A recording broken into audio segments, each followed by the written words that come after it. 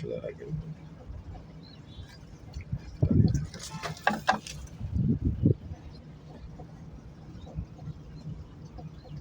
সোজা থাকবেন, সোজা বেশি করে হবেন, সোজা রাখেন। ক্লাস কটা হলো? 3টা 4টা না? 4টা। সুন্দর ক্লাস জান। আপনার এখন এই 4টা ক্লাসের ভিতরে আজকের সবচেয়ে মনে হয় আরো ভালো কিছু, আজকে সবথেকে ভালো কিছু মানে নিজের মনের ভিতরে একটা শান্তি ফিল করতেছে। দিন যাচ্ছে আর কিছু কিছু ভালো জিনিসগুলো আপনার লোকগুলো সামনে মারতেছে। কালকে চালাইলেন একটু, তার আগের দিন চালাইলেন একটু, তার আগের দিন কোনো খারাপ ছিল। প্রথম দিন তো বন্ধ হয়ে যাচ্ছিল।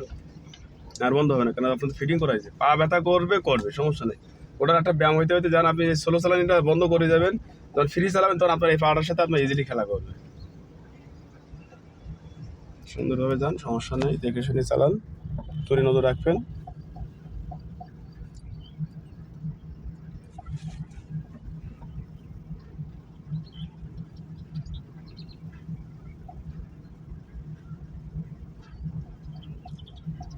দূরই টার্গেট থাকবো, কিন্তু এই গাড়ির ক্ষেত্রে আপনার অনেকটা জায়গা লাগে।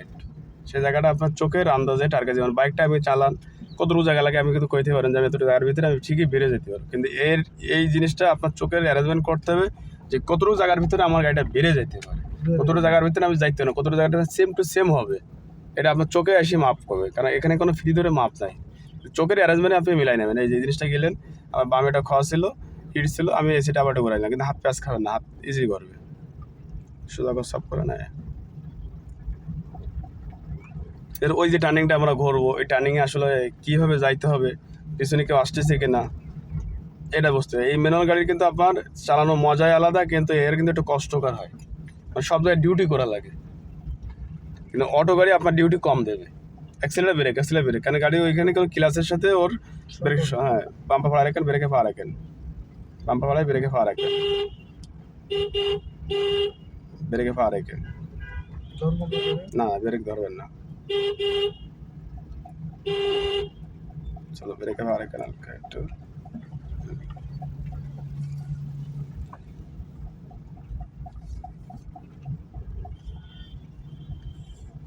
সামনে দেখেন, আতঙ্কিত হয়ে গেছে ভাইরা। এই যে ভিডিও করতেছে না, ওরা তো আসলে ভয় পাচ্ছে জিনিসটা নিয়ে। সমস্যা দেখছেন, গাড়ি আইসে কত আগে, খেয়ালটা কে করছিল আগে, আমার কিন্তু খেয়াল হয়ে গেছে অলরেডি কোথায় গাড়ি এসে, এত কিন্তু খেয়াল নেই। কিন্তু এইগুলো আপনাকে নলেজগুলো ধরে রাখতে হবে, যে আমি একটা মোড় ঘোরার আগে আশপাশে কেউ আমার সাথে দেয়া করতেছে কিংবা আসতেছে কিনা, এটা আপনার বেসিক যে নলেজটা আপনাকে কী করতে হবে, রুল ছাড়তে হবে।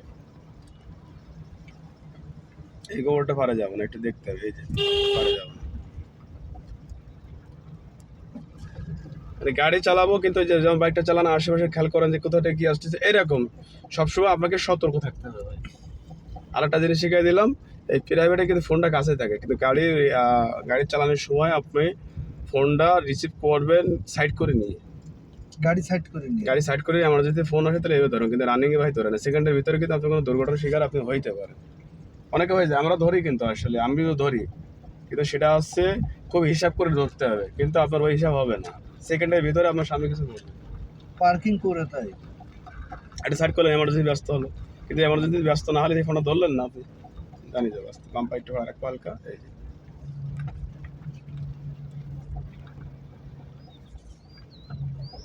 এই জিনিসটা ছাড়া, এই ছাড়া আর কিছু না, মানে পেরেশানিতে আপনার কোনো ডিউটি করা যাবে না,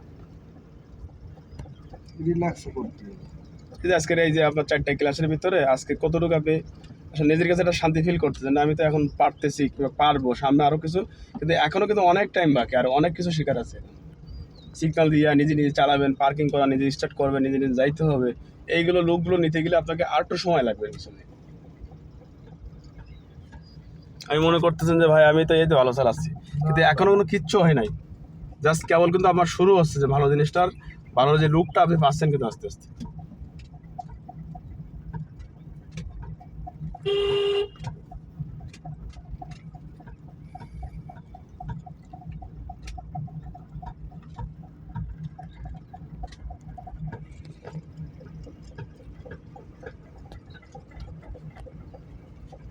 বাম্পারে একটুখানি ভাড়া রাখেন হালকা, আস্তে আস্তে।